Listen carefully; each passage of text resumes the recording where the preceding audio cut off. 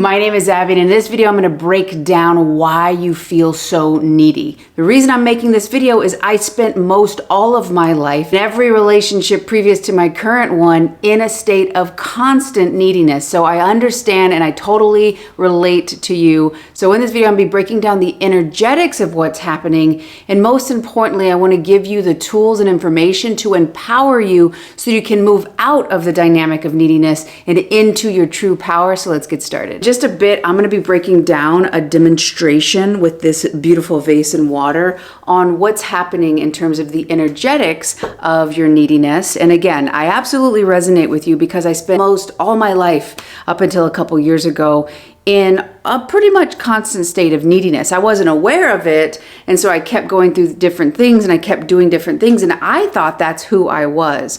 But by the end of this video, I hope you can start to see a little bit different in this perspective to get you out, because I found that neediness was a state of suffering. So much pain, anxiety, sleepless nights were spent in this energy for me. Maybe you're interested in somebody right now and you're really wanting a text, you're wanting a phone call, you're wanting attention from them, and there's a bit of a fixation on them. Are they going to call? Did they call? Checking my phone, checking their social media. Maybe you're actually in a relationship with somebody and they do different things, but you're always disappointed. Why don't they do this? I need more. Well, I want to really get to the root of what's going on. So let's make this visual. So there's this person. Again, it could be serious, it could be casual, whatever, it doesn't really matter. So that's them right now, and this is you. And again, whether it be a text message, a call, even if you're in a relationship with them, you want them to maybe commit to you, you want an engagement, you want a marriage, you want something more. Why is that? There's this need, right? You're wanting them to do something, okay? Well, what you want to understand is this neediness, there's a reason for it, because you're thinking if they meet this neediness, right, this demand for attention, if they meet that, then something will feel better.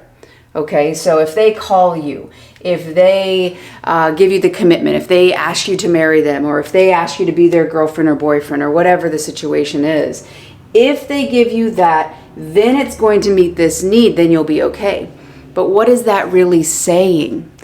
One of the biggest issues about neediness is my sense of safety is not within me, it's with them. So I need them to do this so that I feel okay, so that I am okay, that I am safe. I need them to give me attention, because if they don't give me attention, then I don't feel good enough or I don't feel attractive.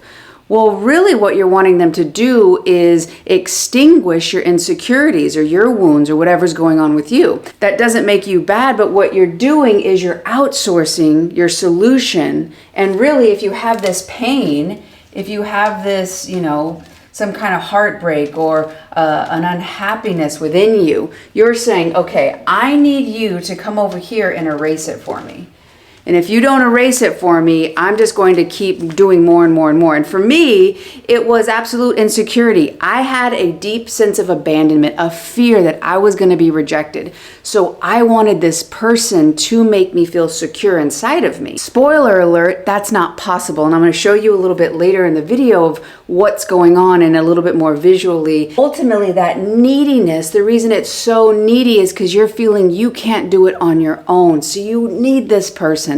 And if it was oxygen, absolutely. If you're at the bottom of the ocean and this person has a scuba mask on and they have a source of oxygen, you're going to be very needy towards them because your life depends on it. So yeah, you're going to be getting their attention. Your focus is going to be on them, because if it's not, they're your only source of hope for life. If you can start to see, okay, yeah, I do feel like my very survival depends on how they see me. This, for me personally, I started self-rejecting. Okay, who do you need me to be so that you'll give me attention and like me?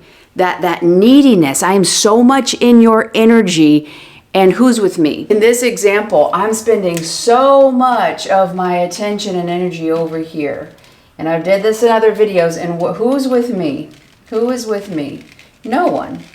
So my hope of somebody fulfilling my need and giving me what I need is absolutely with them, because I'm actually absent from myself. And you might be like, well, that's not even possible. Energetically, it is. If my attention is solely on the other person, if my source and efforts are all about what I can do for them so they'll like me, because you're looking for this exchange back, not realizing that all your resources that you're actually looking and needing for yourself to meet this need. And again, as a human being, you aren't needy. You have needs. The misunderstanding of how you get them met is what actually starts developing this urgency. So an urgent need definitely creates a neediness energy. This is most often created in childhood, because in childhood, we actually don't have the ability to meet our own needs. And if there's a part that we're not able to grow in an autonomous way, we become enmeshed, we become codependent. That my happiness depends on your happiness, that my survival depends on your survival, and there's no autonomy. And the more and more we do this, the more and more we can't really be ourselves. We have to be ourselves according to the other person. And if you find a situation where no matter different romantic partners, different friendships, if the energetic pattern is the same, you want to start understanding, okay, what am I looking for? Do I think I want this person to come into my life and then I'll get XYZ? Because it's not wrong for you to have a need and be open and want this person to meet it. However, if the only way you get your needs met depends on the other person, that's when you start to self-abandon. Let me break it down now in this next example so you can understand this a little bit more. Right, so this is the energy of neediness. Here we are. Here it is.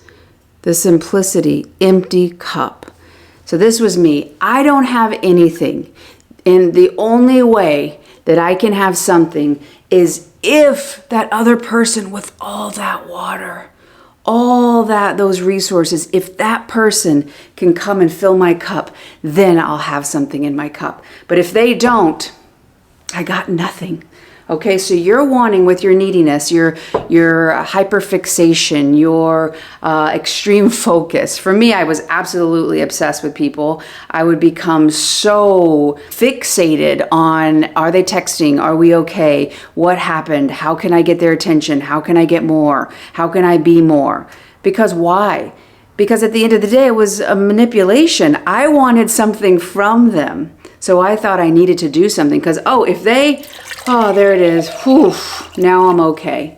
I wasn't okay by myself, but I'm okay now that they've filled my cup. I couldn't fill my cup on my own, but now that they've come in, now I have what I need. So the distortion in the energy of neediness and the cure is to realize you can never experience something outside of you that doesn't already exist within you. As you learn to realize that you have love inside of you, not because somebody else loves you, but because that naturally is. And again, if your life is a giant mirror, how in the world can you get a reflection of love and acceptance if it starts with self-abandonment and neglect? You can't. Something might come in and it might feel like love or it might feel like acceptance, and maybe that other energy is wanting that. But if you have that low worth, if you don't have that space, it eventually won't be sustainable. It'll break away. It's not your fault. It's simply a misunderstanding of yourself. So what you got to do and start to understand is tapping into it and realizing I got to start being able to tap into love. And a lot of this is about letting go of ideas that it's not there. Who taught you that you're not worthy? Who taught you that you're not good enough? Because if they taught you that, if you were exposed to that and thought it were true, that's okay. And also it doesn't make it true. So you can realize it and reason with a higher level of mind that you now have and realize, oh, I have a cup that's full. My understanding or my distortion to think it was empty was simply a hallucination. It wasn't actually true. I had a belief that I had to get it from somewhere else because when I was little, I couldn't meet all my needs because I was a child. But now that I realize, I got to tap into the love first inside of me. I've got to appreciate and value me. And then when something outside of me comes in, those actually harmonize because they're both full, because they both have that resource already inside of them. If one of these is empty, they will not resonate and they will eventually break away from each other.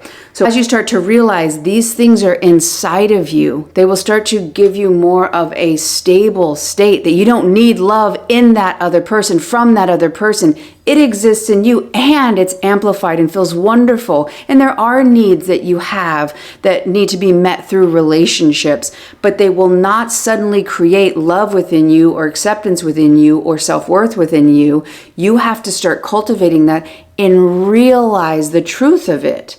You're not changing anything. You're simply becoming aware of the love that's already within you. Your misunderstanding to think it's not there is what is creating this neediness. A potential codependent dynamic when you were growing up, enmeshment.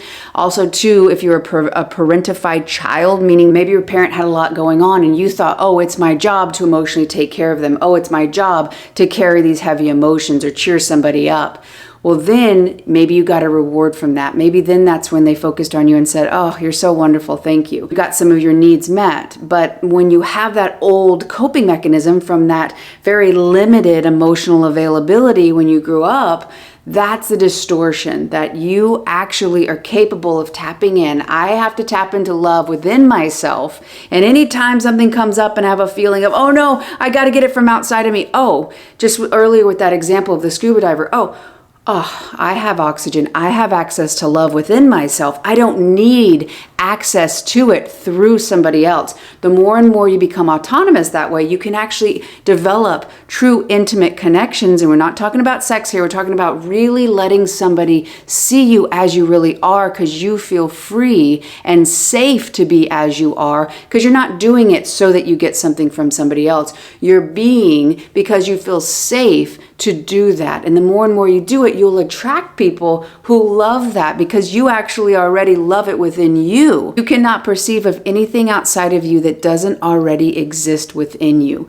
That love, ooh, cheers. That love, that appreciation, that value is already within you. As you let go of those lower level beliefs, the more and more you can step into the trueness of yourself. Understanding the energy of neediness radically changed my perspective. The next step for me was starting to change my beliefs. Next video right here is going to break down how you can start letting go of your limiting beliefs.